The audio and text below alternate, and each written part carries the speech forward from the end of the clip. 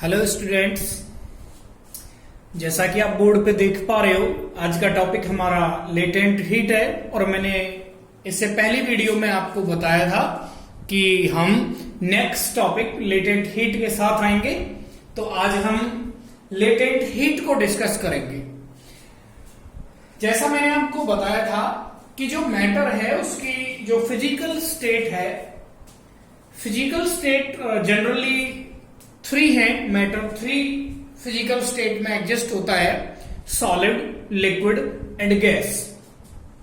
और मैंने आपको वीडियो के लास्ट में जो पहला वीडियो था बताया था कि इन फॉर्म्स को एक दूसरे में हम कन्वर्ट कर सकते हैं बाय इंक्रीजिंग और डिक्रीजिंग टेम्परेचर एंड प्रेशर। उनकी टेम्परेचर और प्रेशर की कंडीशन से सेट करके।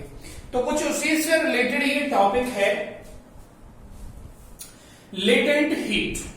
लेटेंट का जो मीनिंग है, लेटेंट का मीनिंग है हिडन, जो दिखाई नहीं देता। मींस इस हीट को अगर हम थर्मामीटर स्केल पे चेक करेंगे तो अपीयर नहीं होगी, इसीलिए इसको हम लेटेंट हीट बोलते हैं। अब टॉपिक पे आते हैं हम। लेटेंट हीट होती क्या है? Latent heat is the energy required to change the state of substance. किसी सबस्टेंस की हमको स्टेट चेंज करनी है, एक स्टेट से दूसरी स्टेट में उसको चेंज करना है। Which does not change the temperature. ये जो हीट है किसी भी सबस्टेंस को एक स्टेट से भी, सॉलिड से लिक्विड में या लिक्विड से गैस में, किसी सबस्टेंस को चेंज कर देगी, लेकिन उस सबस्टेंस का टेम्परेचर नहीं बढ़ेगा। नहीं बढ़ेगा मतलब समझ रहे हो? इसका मतलब ये हीट कैसी है? Hidden. That is why called latent heat. Hidden है, not appear on thermometer scale. तो थर्मामीटर स्केल पर ये अपीयर नहीं होती। अब क्यों नहीं होती, इसमें क्या कारण है? देखो ध्यान देना, एक सॉलिड सबस्टेंस है, सॉलिड सबस्टेंस है तो सॉलिड का मतलब क्या होता है? मैंने आपको पहले बता रखा है कि सॉलिड सबस्टेंस के पार्टिकल्स बहुत स्ट्रॉन्ग फोर्स ऑफ अट्रैक्शन से आपस में जुड़े हुए हैं, और जब हमें उनको लिक्विड में कन्वर्ट करना है, इसका मतलब फोर्स ऑफ अट्रैक्शन को कम करना है, पार्टिकल्स को एक दूसरे से दूर करना है हमें। अब इस फोर्स ऑफ अट्रैक्शन को तोड़ने के लिए हमें एनर्जी चाहिए। जो एनर्जी चाहिए वही तो लेटेंट हीट है। और कहां गई? इन फोर्स ऑफ अट्रैक्शन को जो पार्टिकल्स जुड़े हुए हैं इनको अलग करने में वो खर्च हो गई। खर्च हो जाएगी तो टेम्परेचर नहीं बढ़ेगा। अब ध्यान रखना है आपको ये। It is used to overcome the force of attraction between the particles. जो पार्टिकल्स हैं मैटर के, उनको अलग करने में ये खर्च हो जाती है। It does not increase the kinetic energy of particles. ये पार्टिकल्स की काइनेटिक एनर्जी को नहीं बढ़ाती, क्योंकि काइनेटिक एनर्जी बढ़ने का मतलब है पार्टिकल्स हीट एब्जॉर्ब कर रहे हैं, लेकिन पार्टिकल्स हीट एब्जॉर्ब नहीं करते। क्या करता है वो? हीट कहां जाती है? फिर हीट जो इंटरमॉलिक्यूलर फोर्स है उसको ओवर करने में चली जाती है। ये टाइप्स लेटेंट हीट के 2 हैं, latent heat of fusion and latent heat of vaporisation. अब फटाफट से टॉपिक समझ में आएगा। फ्यूजन मैंने बता रखा है, जब सॉलिड स्टेट लिक्विड में चेंज होती है फ्यूजन कहते हैं। वेपराइजेशन जब लिक्विड गैस में चेंज होती है। तो बहुत सिंपल हो गया हमारे लिए। लेटेंट हीट ऑफ फ्यूजन क्या हो गया? The quantity of heat in joules. Joules क्या है? ये एनर्जी की यूनिट है जिसमें हम एनर्जी को एक्सप्रेस करते हैं, अमाउंट को। The quantity of heat in joules required to convert 1 kilogram of solid, 1 kilogram solid को लिक्विड में कन्वर्ट करने के लिए जो हीट चाहिए उसको हम लेटेंट हीट ऑफ फ्यूजन बोलते हैं। और जो लिक्विड है उसके मेल्टिंग पॉइंट पर वो किस में कन्वर्ट होगा? लिक्विड में कन्वर्ट होगा। मेल्टिंग पॉइंट से ज्यादा बढ़ता नहीं है temperature, without changing temperature. Temperature change नहीं होता। Example 3.34 into 10 to the power 5 joules heat चाहिए 1 किलोग्राम आइस को कन्वर्ट करने में। किसमें? वाटर में। तो वाटर की लेटेंट हीट ऑफ फ्यूजन क्या हो गई? ये वैल्यू है, फिक्स है ये। 1 किलोग्राम आइस को इतनी ही हीट लगेगी हर बार वाटर में कन्वर्ट करने में। तो ये जो वैल्यू है it is the latent heat of fusion of ice.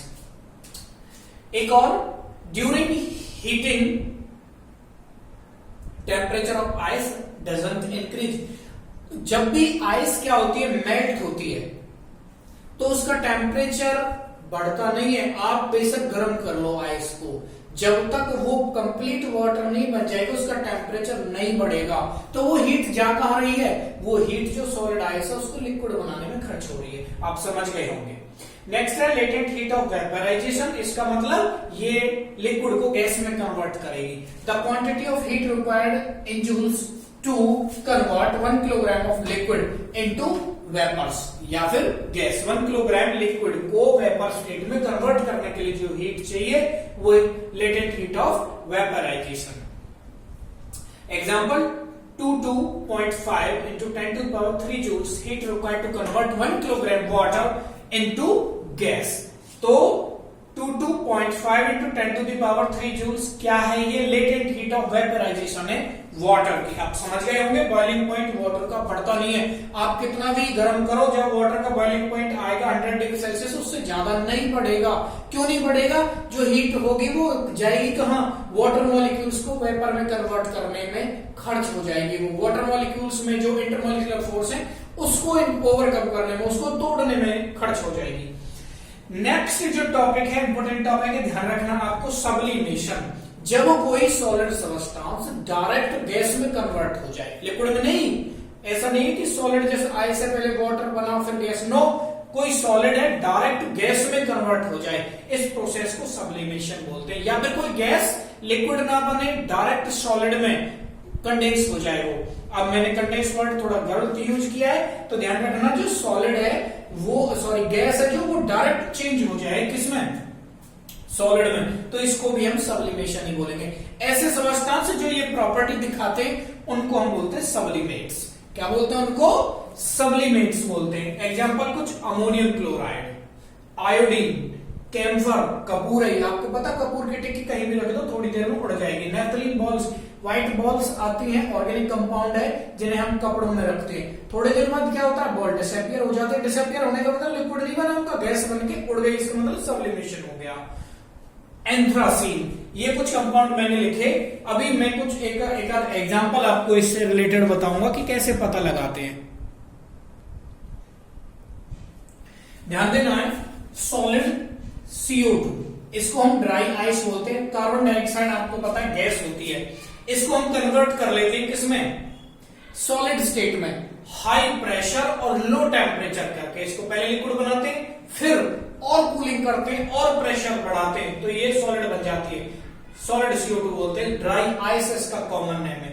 और अगर ड्राई आइस को हम रख दें विदाउट प्रेशर, तो वो डायरेक्ट किसमें कन्वर्ट हो जाएगी, गैस में। तो प्रोसेस कौन सी हुई, सब्लिमेशन। अब मैं एक अमोनियम क्लोराइड का आपको एक एक्सपेरिमेंट में बताता हूं, लैब में कर सकते हैं इसको आराम से हम। क्या है कि एक हमने चाइना डिश के अंदर, ये चाइना डिश चीनी मिट्टी की कटोरी टाइप से होती है चाइना डिश, इसमें हमने अमोनियम क्लोराइड लिया और ऊपर इसमें एक फनल इन्वर्टेड उल्टी रख दी, उसके ऊपर हमने कॉटन लगा दिया। ये ट्राइपॉड स्टैंड पे रखा हुआ है, और ये जो है आपने जाली सी देखी होगी वायर गेज, और नीचे बर्नर से इसको गर्म करते हैं। हम क्या देखते हैं कि हमको पता है ये जो अमोनियम क्लोराइड है, मैं थोड़ी देर पहले एग्जांपल लिया, ये सब्लिमेट है।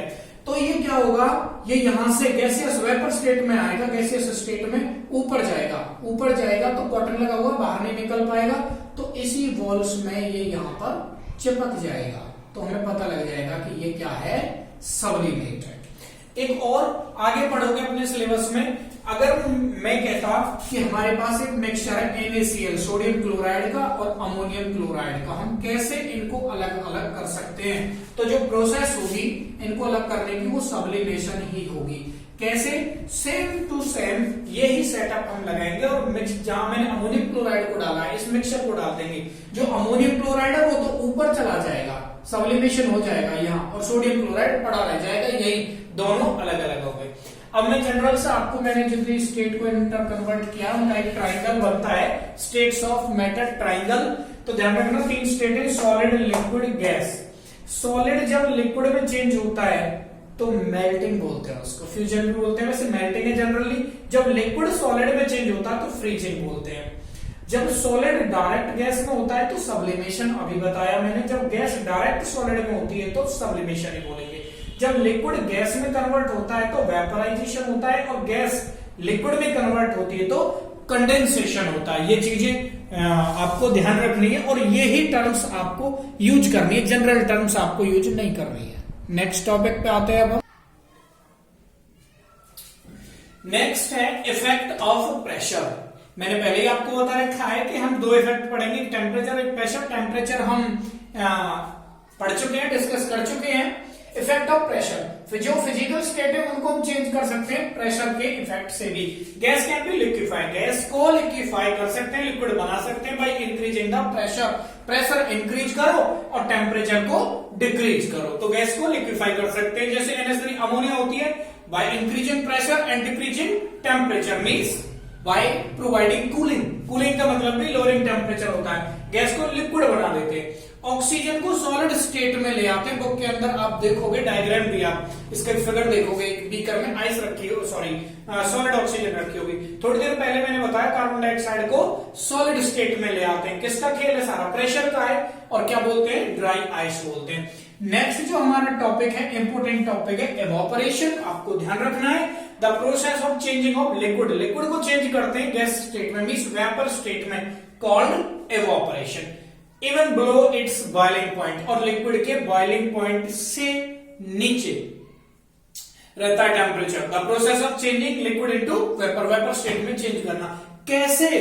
By providing latent heat. इसको भी लेटेंट हीट देनी पड़ती है और उसको कौन सा बोलेंगे? Latent heat of vaporisation. जब लिक्विड किस में चेंज होता है? वेपर स्टेट में। फैक्टर्स अफेक्टिंग द एवापोरेशन, वो कौन से फैक्टर हैं? मैं फैक्टर को डिस्कस करूंगा जो एवापोरेशन को और इसके रेट को अफेक्ट करते हैं। पहला है टेम्परेचर। टेम्परेचर है पहला, जितना ज्यादा टेम्परेचर होगा एवापोरेशन भी उतना ही ज्यादा होगा। जनरल से टॉपिक समझ में आ गया होगा सबको। टेम्परेचर ज्यादा बढ़ेगा तो लिक्विड ज्यादा एवापोरेट होगा। ऐसा होता क्यों है? जो लिक्विड के मॉलिक्यूल्स हैं उनकी जो काइनेटिक एनर्जी इंक्रीज हो जाती है तो वो भाग जाते हैं, एवापोरेट हो जाते हैं, गैसीय स्टेट में कन्वर्ट हो जाते हैं। मैंने लिखा हुआ kinetic energy of molecules increases. दूसरा surface area. Surface area, surface area के भी डायरेक्टली प्रोपोर्शनल होता है एवापोरेशन। जैसे टेम्परेचर पे होता है इसी सरफेस एरिया जितना ज्यादा होगा एवापोरेशन उतना ही ज्यादा होगा। जनरल सा एग्जांपल दे रहा हूं मैं। बहुत गर्म दूध है आपके पास, उसे एक मैं गिलास में दे देता हूं और एक बड़ा बर्तन है मेरे पास कोई थाली है उसमें कर देता हूं इसको। आप फील कर लेना कौन सा जल्दी ठंडा होगा, मींस एवापोरेशन किसमें ज्यादा होगा। तो ऑब्वियसली सरफेस एरिया जिसका ज्यादा होगा एवापोरेशन का रेट उसमें ज्यादा होता है। जनरल और एक एग्जांपल लें तो जैसे खूब बारिश होती है, सड़क बहुत जल्दी से सूख जाती है। क्यों सूख जाती है? उसका सरफेस एरिया बहुत ज्यादा है और and we know surface area is directly proportional to rate of evaporation. जो पानी उस पे एवापोरेट बहुत जल्दी से हो जाता है, इसलिए सड़क जो रोड होते हैं वो जल्दी सूख जाते हैं। नेक्स्ट है ह्यूमिडिटी। इंपोर्टेंट है, ध्यान रखना। ह्यूमिडिटी होती क्या है? The amount of water vapours present in the air called humidity. जो वाटर की अमाउंट होती है, वाटर वेपर्स की अमाउंट होती है एयर के अंदर, उसको हम ह्यूमिडिटी बोलते हैं। अगर वाटर वेपर्स की अमाउंट थोड़ी है एयर के अंदर तो एयर ड्राई होगी, ड्राई होगी तो लो ह्यूमिडिटी, ज्यादा नहीं होगी, ह्यूमिडिटी लो होगी। इसका मतलब एयर के अंदर वाटर कम है तो एवापोरेशन फास्ट होगा, एयर के अंदर पानी जाएगा कहीं से भी, कपड़े जल्दी सूख जाते हैं ऐसी कंडीशन में। अगर ज्यादा वाटर है एयर के अंदर तो एयर को डैम्प बोलते हैं, मॉइस्ट एयर बोलते हैं, और उसके अंदर ह्यूमिडिटी ज्यादा है। ऑलरेडी एयर के अंदर वाटर ज्यादा है तो फिर एवापोरेशन कैसा होगा?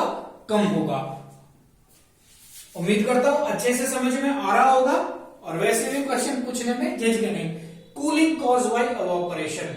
जब एवापोरेशन होता है उसके बाद कूल फील होता है, ठंडा फील होता है। When liquid evaporate, जब लिक्विड एवापोरेट होता है, हमें पता है एवापोरेट होने के लिए लेटेंट हीट ऑफ एवापोरेशन चाहिए उसको। जिस भी चीज के टच में होगा वो लिक्विड, वो उसी से लेटेंट हीट ले लेगा और उसकी हीट कैसे हो जाएगी?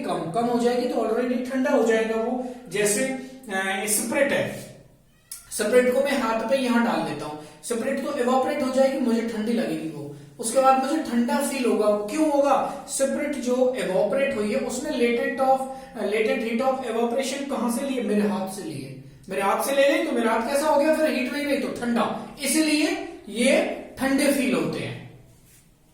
मैं और भी एग्जांपल बता रहा हूं आपको। जैसे गर्मियों में पानी मटके में रखा हुआ रहता है, अर्दन पॉट के अंदर। अर्दन पॉट के अंदर जो वाटर है वो कैसा हो जाता है, ठंडा। क्या होता है, मटके के अंदर छोटे छोटे बहुत सारे क्या होते हैं, पोर्स होते हैं, छिद्र होते हैं। अब जब पानी उनसे इवोपरेट होता है तो क्या होता है, वो मटके के अंदर जो पानी है वहां से लेटेंट हीट ऑफ वेपराइजेशन लेते हैं, तो पानी का टेम्परेचर तो हो गया, वहां हीट कम हो गई, टेम्परेचर हो गया कम, तो इसका मतलब पानी हमें कैसा फील होता है, ठंडा फील होता है। और क्या होता है, और भी कई सारे एग्जांपल है, जैसे हम एक्सरसाइज करते हैं तो हमें पसीने आ जाते हैं, उसके बाद हम कैसा फील करते हैं, ठंडा फील करते हैं। ठंडा फील क्यों करते हैं, ठंडा फील इसलिए करते हैं, पसीने जब एवोपरेट होंगे तो लेटेंट हीट ऑफ वेपराइजेशन कहां से लेंगे, हमारी बॉडी से लेंगे, वो हमारी बॉडी का टेम्परेचर कम हो जाएगा, ऑब्वियसली हमको ठंडा लगेगा। और ये हमारी बॉडी के टेम्परेचर को बैलेंस बनाने के लिए होती है ये प्रोसेस। गर्मियों में हम कॉटन के कपड़े क्यों पहनते हैं, जो हमें पसीना आएगा तो वो कॉटन के कपड़े उस पसीने को एवोपरेट अच्छे से कर देते हैं, अच्छे से एवोपरेट कर देते हैं, तो वो जो लेटेंट हीट ऑफ वेपराइजेशन होगी वो कहां से यूज होगी, हमारी बॉडी से, और हमें कैसा फील होगा, ठंडा फील होगा। ये सब किस पे है, ये कूलिंग कॉज बाय एवापोरेशन, ये एवापोरेशन पे होते हैं। इसमें मेन रोल किसका है, लेटेंट हीट ऑफ वेपराइजेशन का है।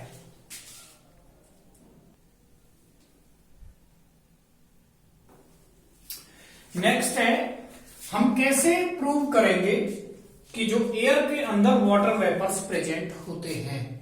बहुत आसानी से प्रूव कर सकते हैं। हमने एक ग्लास लिया है और ग्लास के अंदर आइस भर दी, छोटी छोटी आइस क्यूब्स भर दिया हमने और उसको टेबल पर रख दिया हमने।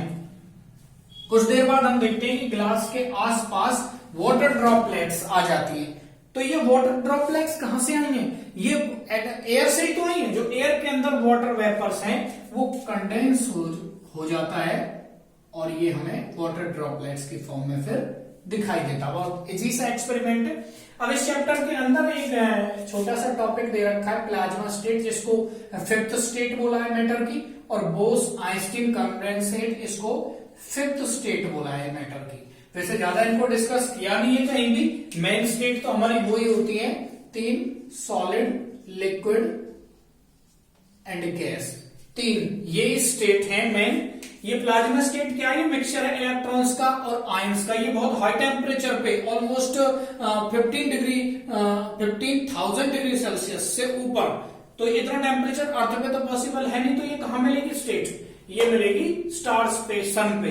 नेक्स्ट है बोस आइंस्टीन, और भी इनके कोवर्कर्स थे, उन्होंने भी काम किया इनके साथ। जो गैसेज को बहुत ज्यादा लो टेम्परेचर पे, मीन सुपर लो टेम्परेचर पे, बहुत ज्यादा हाई प्रेशर पे गैसेज को कंडेंस किया जाता है, और जो मैटर की स्टेट एग्जिस्ट होती है उसको फिर क्या बोलते हैं, Bose Einstein condensate state. Okay, thank you. ये चैप्टर आपका खत्म हो गया है, कोई डाउट हो तो पूछ सकते हो।